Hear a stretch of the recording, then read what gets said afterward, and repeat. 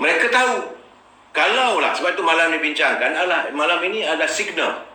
Apakah mereka akan merubah senario ataupun lanskap politik di mana Barisan Nasional dikuburkan bersama-sama dengan UMNO.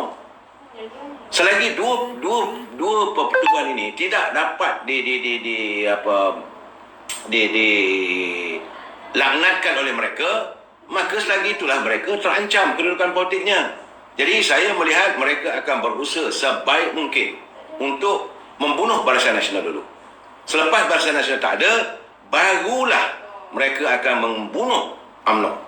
Kerana kalau bunuh UMNO dulu, ahli-ahli UMNO akan masuk ke Barisan Nasional. Nazar Aizat Ibrahim, hati busuk. Dalam politik ada segala kemungkinan. Di sini saya melihat kalau keadaan itu berlaku, ke mana ahli warga UMNO? Mereka yakin bahawa ahli-ahli UMNO ni akan masuk dengan PBM. Ini satu usaha yang saya rasa tidak mungkin berlaku. Dan saya lihat juga, mungkin malam ni berbincangkan, saya tak tahu. Adanya bahawa cakap-cakap mengatakan bahawa PAS rela untuk menerima ahli-ahli UMNO menyertai PAS. So saya rasa ini satu tindakan yang kadang-kadang gila lah, saya kata. Kita baru baik, lepas tu kita tahu pula pimpinan PAS sekejap dengan PN, sekejap dengan mereka adalah anggota PN, Perikatan Nasional. Jadi tak nampak ada logikanya. Tetapi dalam apabila UMNO dah cuba dibunuh, apabila Barisan Nasional diputuskan, kultus ni habislah, kan? Jadi barulah dia akan memanggil pilihan raya umum. Ini keadaan sebenarnya. Sebab itu saya berkali-kali bersetuju dengan pandangan yang bawa oleh Tengku Razali. Sekarang sebelum apa tidak pada kita withdraw terus total. Kita keluar daripada kerajaan Perikatan Nasional. Itu pandangan saya. Saya nak jumpa dengan Presiden UMNO pun tak boleh sebab dia tengah sibuk dengan kes-kes mahkamahnya. Semua yang mampu saya buat hantar mesej saja. Kita berhati-hati sebab ini percaturan politik. Percaturan politik ni, dalam politik mereka sanggup melakukan apa saja. Saya jangan lupa, untuk percaturan politik orang sanggup mengeluarkan belanja berbilion ringgit. Kerana politik mendapatkan kuasa politik ini, setakat 1-2 bilion itu cheap, murah sangat. Begitu juga kalau kita lihat di negara-negara luar apa semua, mereka sanggup berbunuh-bunuhan. Mahatma Gandhi dibunuh, Arafat dibunuh, pimpinan Libya dibunuh, Saddam Hussein dibunuh. Even malahan kita punya Imam Al-Bukhari pun, pemimpin Islam pun ramai yang terbunuh. Sayyidina Ali terbunuh. Osman Affan, Khalifah Islam yang memakmurkan seluruh bumi Islam pun dibunuh. Jadi soal kuasa ni boleh segala-galanya. Jadi Saudara Muhammad Makir, perkukuh kolam pertahan kata takdir. Kita tak boleh perkukuh kolam. Jadi UMNO mesti mantap dan keputusan itu. Sebab itu saya melihat kalau nak mengajar mereka, jadi ini bagi saya fikiran di luar petak. Satu ketika dulu waktu mereka cuba menjahanamkan kita melalui Parti Perlindungan Bersatu ni, mereka menggunakan Parti Keadilan. Apabila PBM tidak dibenarkan mendaftar, apa tidak mungkin berlaku satu kerjasama yang sebelum pilihan raya. Ini ada kemungkinan. Kalau kita nak tunjuk kita punya ego, kalau parti dah tak ada, nak buat macam mana? Memang saya tahu tindakan ini akan meledakkan amarah yang teramat sangat. Jadi Hasan Samsudin habis duit rakyat beli-beli kata. Memang keadaan ini akan meledakkan amarah yang teramat sangat. Tapi rakyat dah boleh apa? Di mana kita nak bersandar? Mereka pasti saya nampak akan membunuh Barisan Nasional, kemudian akan menjadikan UMNO ini taruhan untuk diharamkan. Kemudian akan didaftar semula. Ini usaha mereka. Kononnya akan didaftar semula oleh mereka yang berada dalam kerajaan sekarang. Untuk UMNO, pimpinan UMNO, Presiden UMNO mendaftar semula, tak boleh. Nak suruh Datuk Najib tak boleh, nak suruh Datuk Datuk Zahid Hamidi tak boleh, nak suruh Datuk Mak Hassan tak boleh. Untuk bila UMNO diharamkan nanti, nak suruh yang bawa boleh Tengku Razali Hamzah, nak tubuhkan balik UMNO, tak boleh. Jadi mereka menyimpan orang macam Isyamuddin, orang macam Anwar Musa. Orang macam Khalid Jamaluddin yang berada dalam kerajaan mereka, yang mereka rasa mereka boleh tawan. Tapi Barisan Nasional dibunuh dulu. Ini keadaannya.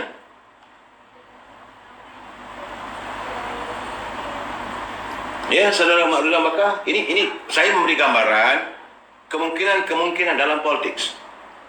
Dalam keadaan begitu, ke mana warga UMNO nak pergi?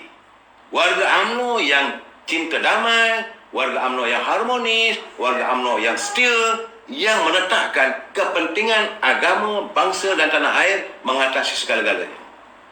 Bagi mereka, mereka tak pandang itu. Mereka melihat ini ancaman kepada politik mereka. Mereka yang sekarang ini berada dalam Parti Perlembagaan Bersatu melihat kesetiaan. Bukan kewalakan. Walak ni pada pemimpin. Kesetiaan warga UMNO terhadap parti yang dikasihi dan sayangi, dicintai. Mereka tak bergerak. Ini adalah merupakan satu ancaman kepada politik mereka. Kerana itu, mereka melihat the only way, kill Barisan Nasional, then kill UMNO, and then they are safe. Kata mereka. Kata mereka. Sebab itu, saya rasa dalam keadaan begini, usaha mereka nak membeli. Sebenarnya saya nak mengulas lagi tentang beli-membeli ni. Tapi rasa takut tak sampai. Sebab itu kalau saya lihat hari ini pembicaraan. Sebab saya tengok pembicaraan Datuk Seri Ahmadi. Memang terang-terang. Jelas. Kalau kita dengar daripada Yang Amat Rosni Zahari, dia melaporkan dari mahkamah, dia kata, Peguam Bela Datuk Zahid semasa soal balas saksi pendakwa ke-96 telah pergi ke detail pada setiap cek-cek pembayaran di deposit ke Lewis & Co sebagai pemegang amanah. Antara keterangan saksi SP96 mengesahkan bahawa kesemua dokumen yang ada dalam fail PIN adalah salinan, bukan original. Tiada bukti langsung mengenai arahan untuk memasukkan wang dalam client account. SP96 tidak mengetahui bahawa ia adalah statutory requirement untuk peguam yang memegang wang klien sebagai stakeholder. Jadi, menurut daripada Dr. Azmi, kes ini sebenarnya kes dah rapuh. Sebab itu semalam, mereka telah menambahkan lagi jumlah tuduhan. Jadi, artinya, to them, first kali, kill the president. Sebab, mantan presiden memang dah dalam keadaan dalam peringkat rayuan di mahkamah persekutuan. Di mahkamah rayuan. Jadi seboleh-bolehnya.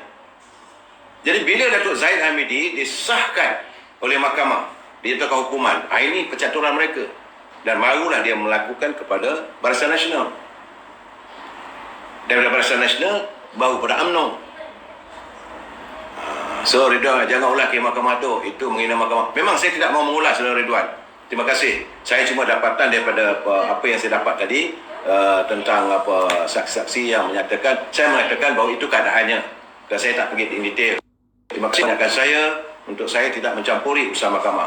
Tetapi saya menyatakan bahawa ada usaha-usaha untuk memastikan bahawa UMNO ini diharamkan. Kalau ini berlaku, cuma kita sekarang ni kita kena lihat, mesti cari jalan keluar. Kita cari berfikir dari luar peta. Kena cari partner-partner yang boleh membantu kita untuk menghidupkan balik rumah kita yang dah dibakar. Bila rumah kita terbakar, kita terpaksalah cari tukang rumah. Yang kontraktor-kontraktor baru yang nak membantu menghidupkan balik rumah kita ni. Supaya rumah kita ni dibaik pulih. Rumah kita dapat dibangunkan semula. Sebab dalam keadaan sekarang, saya melihat mereka-mereka yang berada dalam kerajaan, dalam kabinet, tidak bersimpati dengan UMNO. Sebab itu mereka berdiam diri. Ataupun mungkin mereka sudah tahu pencaturan begini, pada pemikiran mereka, itu akan berjaya. Mereka ingat itu, cadangan itu berjaya. Sebab itu saya marah sangat-sangat dengan ahli Parlimen UMNO ni, yang bergelar menteri. Mereka tidak ada jati diri untuk menyelamatkan parti mereka sendiri. Berhempas pula dah Presiden UMNO. Berhempas pula Datuk Seri Zahid dan Datuk Seri Najib nak menghidupkan UMNO. Memastikan bahawa bendera UMNO, obor UMNO ini terus. Tapi mereka tak peduli. Sebab tu saya nampak usul pada 27-28 ini, saya bersetuju dengan pandangan daripada Saudara Syam Jalil, Ketua Penerangan Barisan Nasional Selangor. Dia kata, dia mencadangkan supaya usul penarikan en blok menteri-menteri dan ahli-ahli Parlimen UMNO di bawah Perkumpulan Agung UMNO pada 27 dan 28 Mac ini. Dan ini perlu dibincang dan dineruskan terus. Tak boleh lagi nak berlapang dada, tunggu. Tak boleh. Kalau kita tunggu, lagi kita membiarkan masa berjalan, mereka akan terus. Ini benda yang bahaya sebenarnya. Sebab itu saya katakan bahawa PAS dia menunggu. Wait and see. Kalau berlaku sesuatu pada UMNO, dia akan membuka pintu untuk ni. Tapi membukukan PAS, UMNO dah jahanam. Ini keadaannya. Sudah pada kapal UMNO dah pocor, maka semua orang UMNO, PAS UMNO kena bersatu. Bila kita mewujudkan muafakat nasional itu, dah cantik dah pelayarannya. Bahtera UMNO dah gagah semula. Tapi adanya orang dalam UMNO mengundang ular-ular berbisa masuk dalam muafakat nasional. Dan akhirnya mereka mencari mematuk dengan PAS dulu. Dan dibawa PAS keluar menimbulkan suasana tegang antara kita dengan PAS. Untuk mula rasa saling percaya dan tidak mempercayai. Sepatutnya itu lagi dah kekal. UMNO PAS kekal muafakat nasional. Hanya bila ada muafakat nasional, runtuh kerajaan Pakatan Harapan. Ini masalahnya sebab adanya warga UMNO bersikap parasit. Mereka ini gunting dalam lipatan. Mereka bertanggungjawab menghancurkan sebuah pertubuhan yang memayungi seluruh warga bangsa Melayu. Ini saya sebenarnya saudara Rahim Wajib. Saya bila sebut benda ni saya naiknya sikit.